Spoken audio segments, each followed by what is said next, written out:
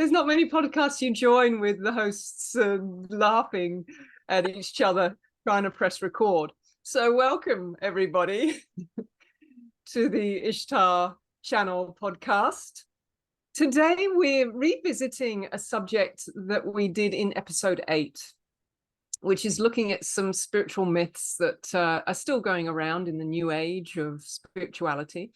And we wanted to carry on debunking some of these myths for you because we think that it's really, really important and can be very helpful in just establishing some clarity for ourselves when we're looking at our spiritual path. So, Ishtar, I'm going to come to one that again comes up quite a lot, and I think that it's how the mind looks to really seek some meaning and purpose and understanding for what happens and why it happens. So let's speak to this idea that everything always happens for a reason and there's no coincidences in the world, and everything is literally on time with everything that we should be experiencing. Yeah. And I know there's lots of people that won't agree with me on this, but once again, what I'm sharing with you is what I've learned from the 23 years of channeling and embodying the Council of 33 Masters.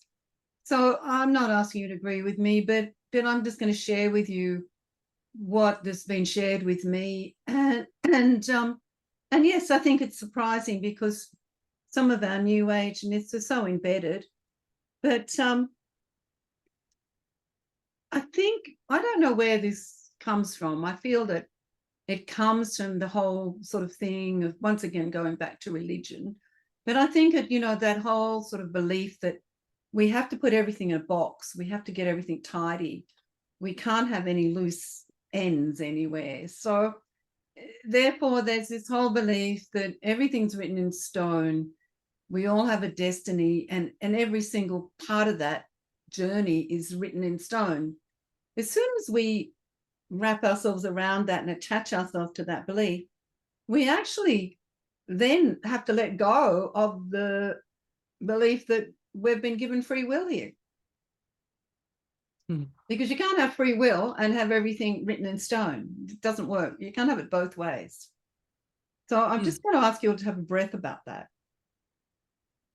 Because if everything's written in stone, every time you take a breath, if every action you do, if every step you take, everything you create and manifest in your life is written in stone, then you have no free will. And I know for a fact, sitting with the council regularly, that free will is one of the most honored gifts that humanity's been given. And it's that whole consciousness of source coming into physicality, learning through free will, the power of choice of how to be that source spirit energy in a physical body. And having, that power to make a choice and to learn from those choices. So when we believe everything's set in stone and nothing gets changed, then, and there is no coincidence, all written out, and it's all been planned by some being in the sky who's sitting up there writing a book about it all, and he's got a book for each one of us.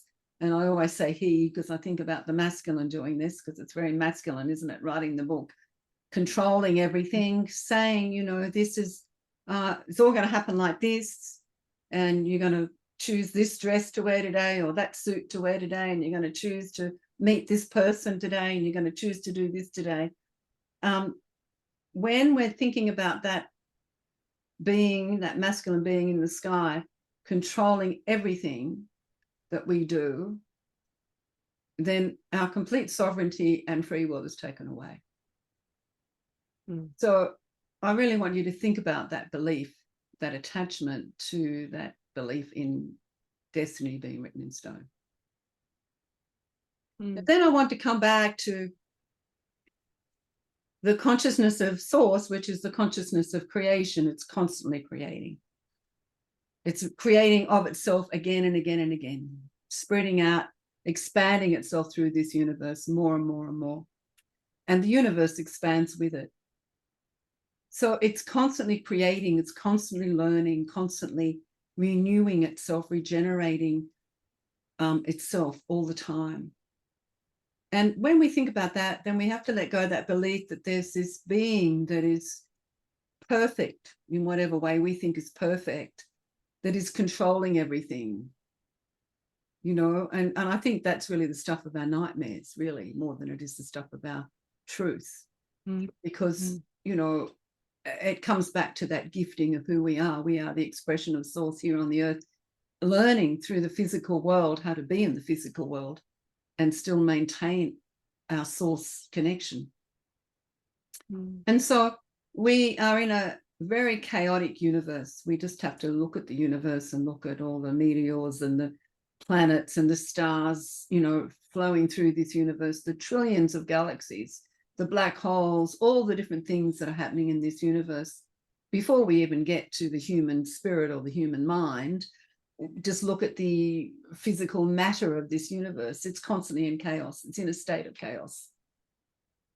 There is no one up there saying, well, this meteor is going to hit this meteor and it's going to happen now, and this star is going to explode now, and this planet's going to happen now, and this is going to happen now. It's very chaotic. And our world is very chaotic. Look around you. Look at nature. Nature is only controlled when we step into it and start controlling it. If we don't control nature in some way, we don't go and mow the lawn, and we don't trim the weeds, or we don't, you know, the forest grows over and it's very chaotic. There is no destiny about which weed is going to grow where and which tree is going to go where and where that rock's going to be there. It's a very chaotic. A volcano explodes. There's no God in the sky saying which rock's going to fall where. You know? And even if you believe that there's a God in the sky saying when that volcano is going to explode and which village is going to get destroyed, you know, I mean, it's a chaotic universe. So I feel that whenever we want to attach ourselves to this belief that everything has a reason to exist, then we are surrendering our free will. We're surrendering our responsibility about what we choose to create and manifest in our life through our own actions.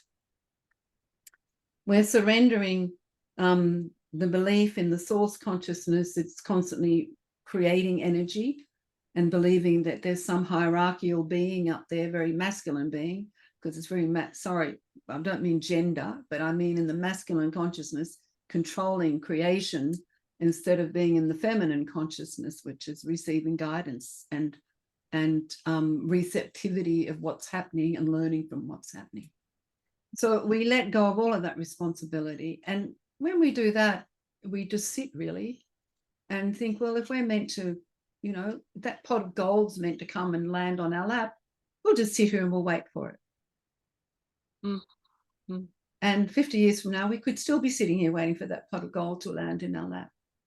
That we've been told, definitely, that it's in our destiny to have a pot of gold land in our lap. We don't do anything. We don't create.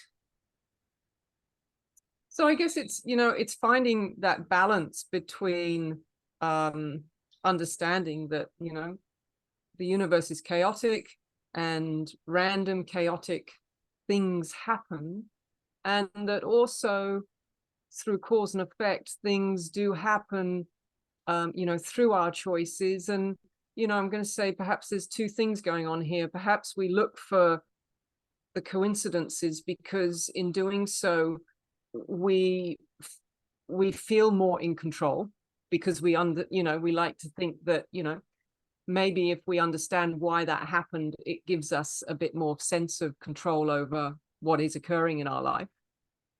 And then the, you know, the balance of when, you know, whether it's an illness or a diagnosis, that, you know, there is, when something like that happens and we do go seeking meaning and purpose from, you know, so, you know, why have I got cancer? Or, you know, why is my child going through whatever they are? Or, you know, why is it that a freak accident and I'm now paraplegic.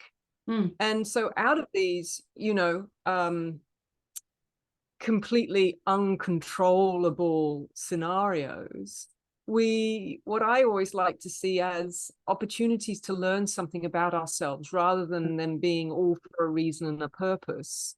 Yes, there's reason and a purpose, but really, isn't that more about the opportunity to learn something about ourselves in those different experiences? Definitely. And that's the whole purpose for why we're here. And we're here to learn and we're here to grow. I think too, though, when I say the world is chaotic, the world also is ruled by particular universal laws. And the New Age community has been busy creating all sorts of laws that we live by. And there are really only 12, but but the thing is, there aren't 30 or 20 or whatever that somebody makes up as they go along. But one of the two laws is to remember is the law of resonance and the law of reflection. And they're both based on energy, on vibration. And everything's made of energy and everything's made of a vibration. So don't forget that if you're holding a certain vibration, even if you're not conscious of it, even if it's sitting in one of your energy bodies and you're holding a particular vibration, the law of resonance will call that same vibration to you at times. So be aware of that as well, because once again, come back to the fact that it's not because the big man in the sky has said that you must have this experience. It's simply because you're holding a particular vibration that is calling that experience to you.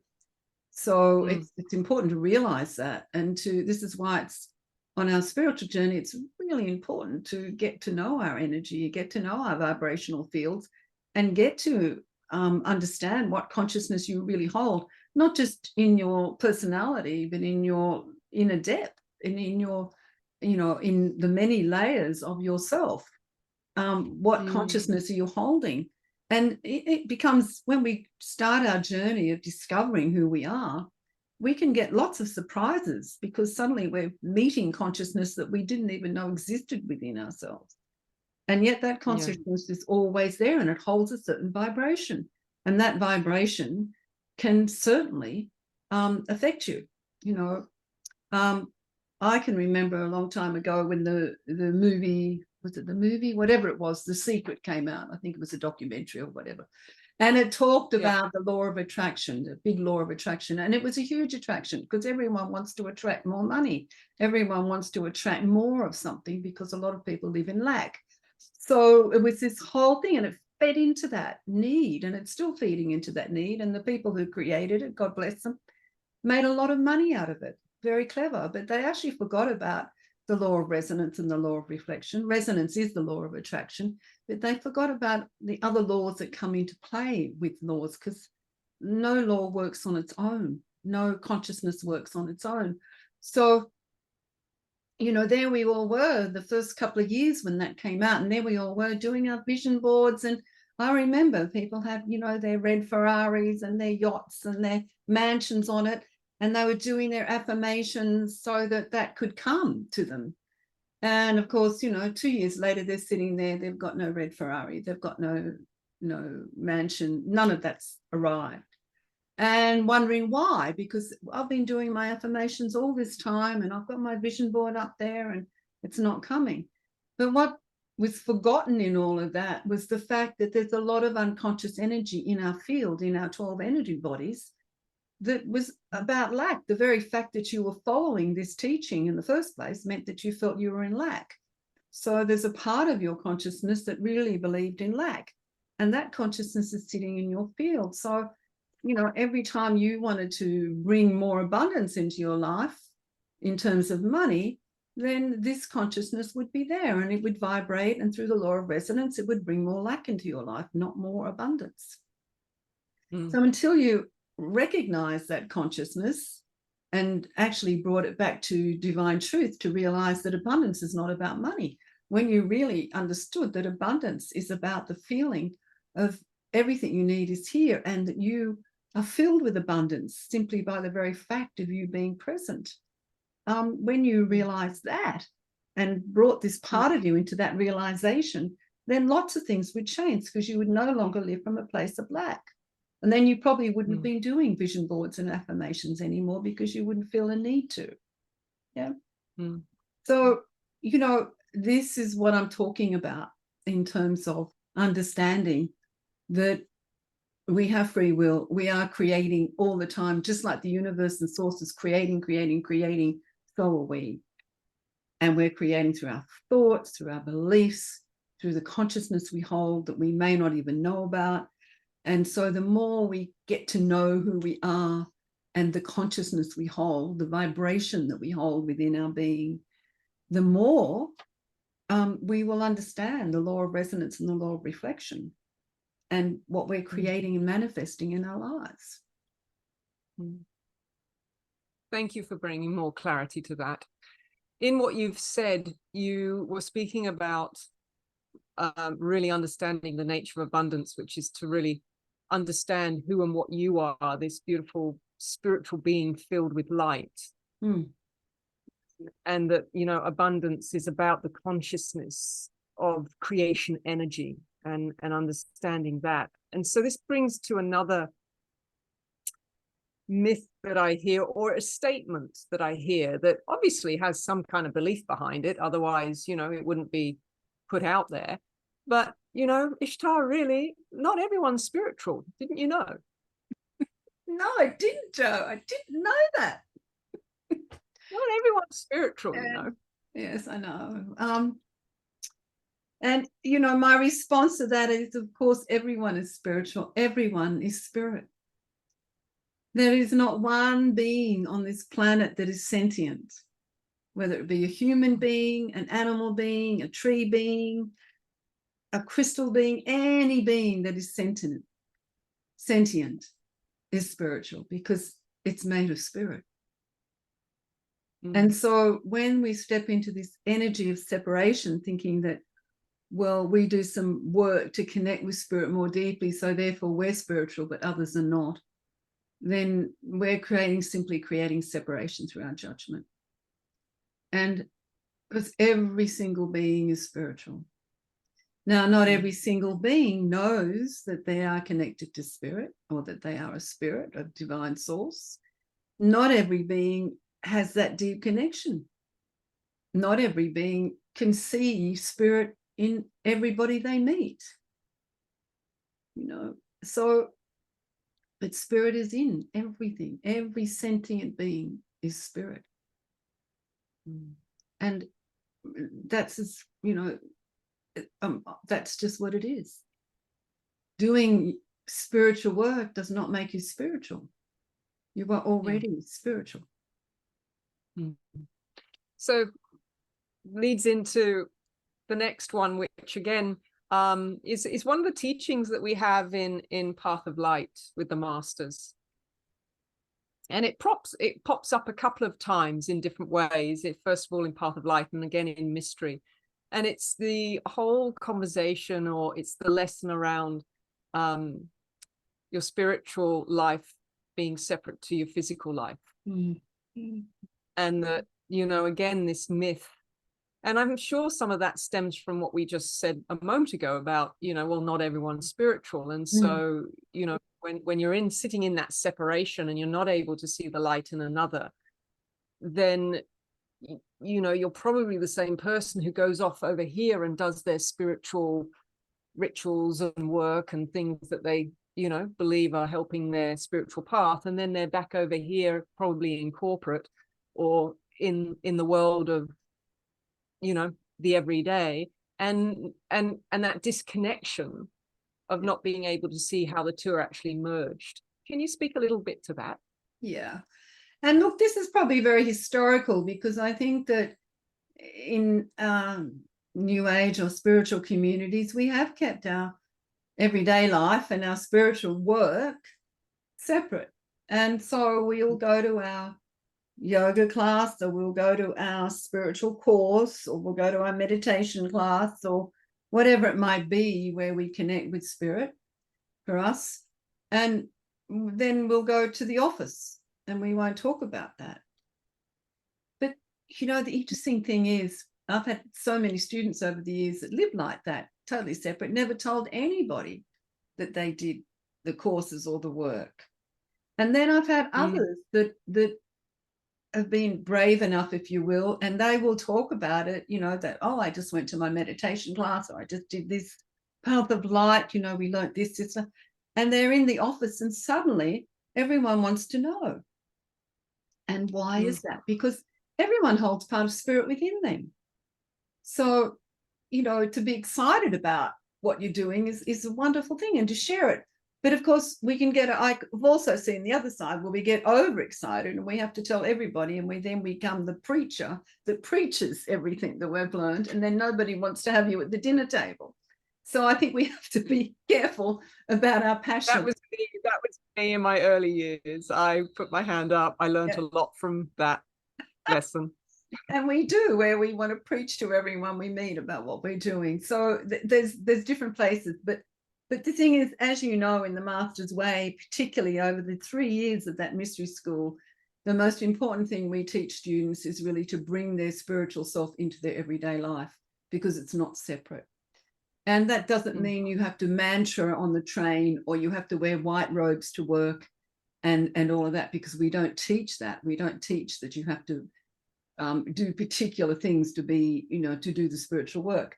But we do give you tools to work in life, you know, to take out in life, so that you can live as your spiritual self in life and be part of everyday life, but with an open heart. With, you don't have to close everything down.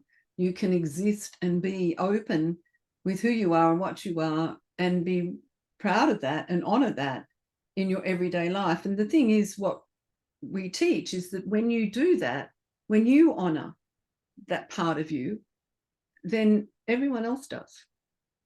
You don't have to preach it, but you simply live it, and everybody else will respect that, you know. And I think that's really important to remember. Thankfully, I've also noticed that shift as well. Having moved away from the preaching some years ago, and you know, and I think that's also part of the spiritual journey of becoming comfortable with yourself, you know, embracing your spirit and becoming comfortable with your uniqueness. And I had a beautiful conversation with a student the other day around, you know, our uniqueness doesn't mean that we're separate. No. Uniqueness isn't about, you know, being separate from. And often we, you know, we can see that, oh, I'm different to this person, or I'm different to this group, and then the ego can get a bit attached to its uniqueness, and all of a sudden create a lot of separation around that idea. And you know, when we're living through our spirit and really embracing our spirit, then you come into this new place of just being comfortable with, and then skin you're in, and then you don't have to prove or preach. Yeah. And then you get invited to a lot more Christmas parties, you know. Then you're not the person left off the dinner list. Right, got you. No. But I think that what you're saying is really important too, because, you know, I hear this a lot. Particularly, we teach a lot of light workers in the Path of the One Heart to remember their gifts and why they're here, because so many light workers have forgotten and get caught up in all sorts of things. And we teach them to get back on the path and to be more focused about why they're here and the gifts they've come to share. Because if you're a light worker, you've come to share something, and it's really important that you remember what you've come to share. And I hear this a lot. Oh, I'm the light worker in my family, you know, and you know, nobody understands me. Yeah, nobody understands me. You know, I'm always been left out of the family and all of that. And to be honest, I feel that, yeah, at times nobody does understand you, because you are slightly different. You have different gifts. But once again, the masters have always taught us that each one of us has our own unique gifts. And whether you're a light worker in the family or whether you're not, it doesn't matter. It's about honoring the gifts everyone has brought to the table. And this is really important for light workers to understand, not to create separation because you feel you're different and you've been misunderstood your whole life. Ask yourself, are you being misunderstood because you haven't understood yourself? And that's usually the case.